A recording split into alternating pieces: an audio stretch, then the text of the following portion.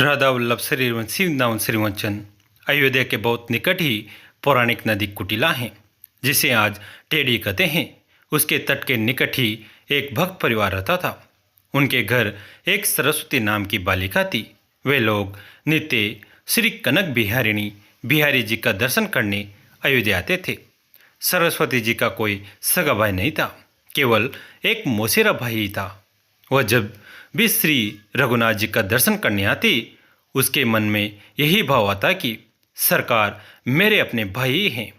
उसकी आयु उस समय मात्र 2 वर्ष की थी। रक्षाबंधन से कुछ समय पूर्व उसने सरकार से कहा कि मैं आपको राखी बांधने आऊँगी। उसने सुंदर राखी बनाई और रक्षाबंधन पूर्णिमा पर मंदिर लेकर गई। पुजारी जी से कहा कि हमने भैया के लिए राखी लाई हूँ।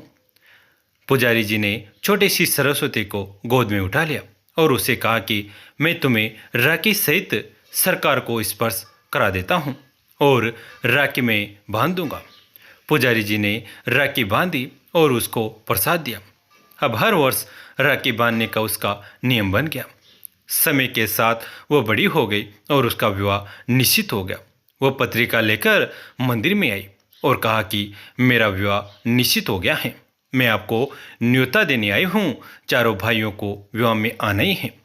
पुजारी जी को पत्रिका देकर कहा कि मैंने चारों भाइयों से कह दिया है, आप पत्रिका सरकार के पास रख दो और आप भी कह दो कि चारों भाइयों को विवाह में आना ही है। ऐसा कहकर वो अपने घर चले गए। विवाह का दिन आया। अवध में एक रस्म होती है कि विवाह के बाद भाई आकर उसको चादर उड़ाता है और कुछ भेंट वस्तुएं देता है। उसकी मौसी ने अपने लड़के को कुछ सामान और 11 रुपये दिए और मंडप में पहुंचने को कहकर वो चली गई।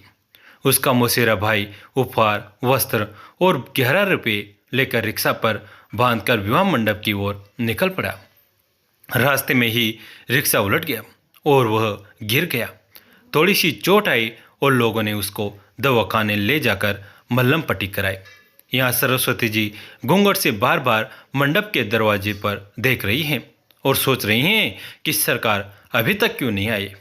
उसको पूरा विश्वास है कि चारों भाई आएंगे। माँ से भी कह दिया कि ध्यान रखना, अयोध्या जी से मेरे भाई आएंगे। माँ ने उसको भोला समझ कर हंस दिया। जब बहुत देर हो गई तब व्याकुल होकर वो दरवाजे पर जाकर रोने लगी। दूर दूर के रिश्तेदार आ गए, पर मेरे भाई क्यों नहीं आए? क्या मैं उनकी बहन नहीं हूँ? उसी समय 4 बड़ी गाड़ियाँ और एक बड़ा ट्रक आते हुए उसने देखा। पहली गाड़ी से उसकी मौसी का लड़का और उसकी पत्नी उतरी। बाकी गाड़ियों से और 3 जोड़ियाँ उतरी। मौसी के लड़के के रूप में सरकारी आए हैं। रतन जड़ित पगड़ियाँ, वस्त्र, हीरों के हार पहन रखे हैं। श्री हनुमान जी पीछे ट्रक में सामान भरकर लाए हैं। हनुमान जी पहलवान के रूप में आए थे। उन्होंने ट्रक से सारा सामान उतारना शुरू किया।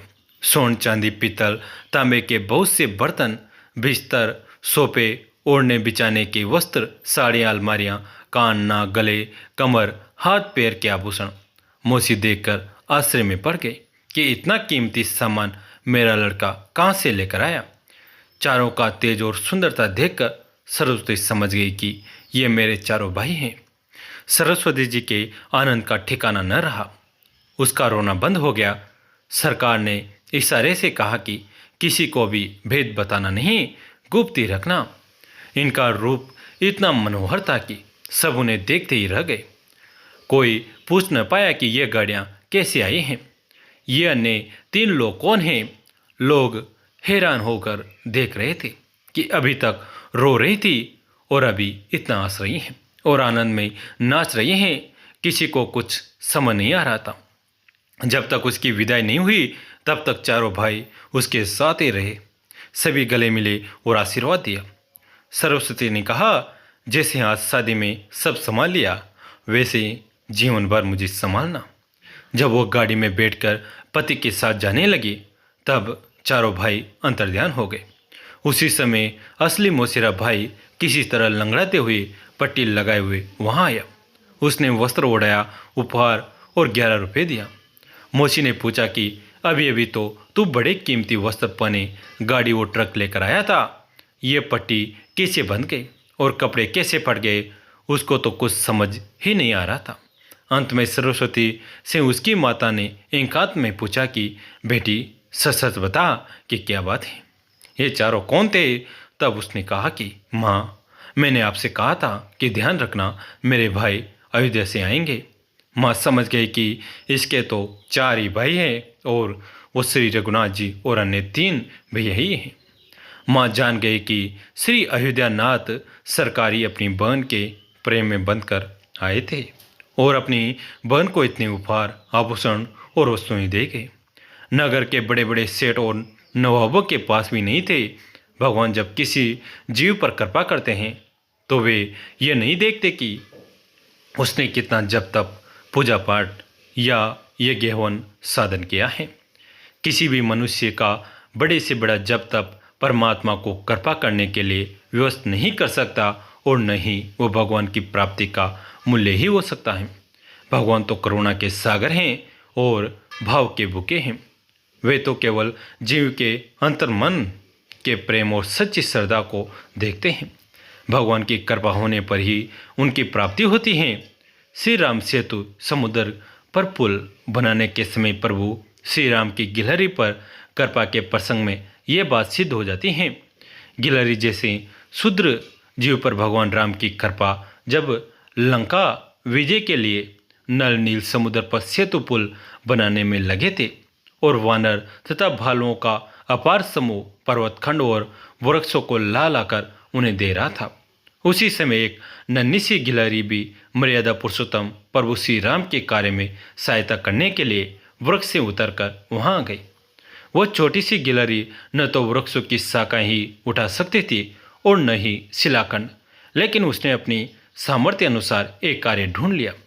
वह समुद्र के जल में स्नान कर रेत पर लौटती, फिर दौड़कर सेतु पर जाती। वहाँ वह अपने शरीर में लगी सारी रेत झाड़ देती। पुनः वह समुद्र में स्नान कर रेत पर लौटती और सेतु पर रेत झाड़ने के लिए दौड़ पड़ती। उसका यह कार्य अविराम चल रहा था। वह छोटे से छोटे जीव की ओर किसी का भी ध्यान नहीं गया, किंतु गिलहरी का यह कार्य बड़ी एकाग्रता और कुतूहल से प्रभु श्री राम देख रहे थे। कोई भी जीव यदि प्रेम से भगवान के लिए कुछ करे तो भगवान उसको अवश्य स्वीकार करते हैं। प्रभु श्री राम ने संकेत से हनुमान जी को पास बुलाकर उस गिलहरी को उठा लाने का आदेश दिया। हनुमान जी ने उस गिलहरी को उठाकर श्री राम के कमल से भी कोमल और बंदूक पुष्प जैसे रक्तवर्ण हाथ पर रख दिया। प्रभु श्री राम ने उस नन्ही सी गिलहरी से पूछा, तू सेतु पर क्या कर रही है? तुझे डर नहीं लगता कि तू किसी वानर या भालू के पैरों तले कुचल सकती है या कोई वृक्ष या शिला तुझे कुचल सकता है? प्रभु श्री राम की बात सुनकर गिलहरी के खुशी के कारण रोम फूल गए। वो श्री राम के कर कमल पर गिरकर बोली, मृत्यु 2 बार तो आती नहीं। आपके सेवकों के चरण के नीचे आकर मेरी मृत्यु हो जाए, ये मेरा सौभाग्य होगा। सेतु में बहुत बड़े बड़े शिलाखंड और वृक्ष लगाए जा रहे हैं। बहुत परिश्रम के बाद भी नल नील सेतु को पूरा समतल नहीं कर पा रहे हैं। ऊंची नीची विषम भूमि पर चलने में आपके कोमल चरणों को बहुत कष्ट होगा। ये सोचकर सेतु के छोटे छोटे गड्ढों को मैं रेत से भरने का प्रयास कर रही हूँ। गिलहरी के निष्काम सेवा भाव से प्रभु श्री राम प्रसन्न हो गए। उन्होंने गिलहरी को बाएं अस्त पर बैठा रखा था। एक छोटे से प्राणी को उन्होंने वह आसन दे रखा था जिसकी कल्पना त्रिभुवन में कोई कर भी नहीं सकता। श्री राम जी ने अपने दाहिने हाथ के 3 उंगलियों से गिलहरी की पीठ थपथपा दी। ऐसा माना जाता है कि गिलहरी की पीठ पर श्री राम की अंगुलियों के निशान के रूप में 3 श्वेत रेखाएं बन गई। तभी से सभी गिलहरियों की पीठ पर वे रेखाएं होती हैं। इस प्रसंग से स्पष्ट है कि भगवान किसी भी प्राणी के न तो शारीरिक सौंदर्य पर रिश्ते हैं और न ही आर्थिक व्यवहार पर, क्योंकि उनके समान दिव्य सौंदर्य, दिव्य गुण और ऐश्वर्य संसार में किसी के पास नहीं है। वे तो केवल जीव के हृदय के प्रेम को देखते हैं और उसी प्रेम डोर से बंध कर खींचे चले आते हैं। गीता में भगवान श्री कृष्ण कहते हैं, मैं सभी प्राणियों में समान रूप से व्यापक हूँ। न कोई मेरा अप्रिय है और न ही मैं प्रिय है, परंतु जो भक्त मुझको प्रेम से बसते हैं वे मुझ में हैं और मैं भी उनमें प्रत्यक्ष प्रकट हूँ। जय जय श्री राधे। कैसी लगी आज की कथा? अगर अच्छी लगी तो इसे अपने दोस्तों के साथ, फैमिली के साथ शेयर करें। कहानी अंत तक सुनने के लिए आप सभी का तहे दिल से धन्यवाद।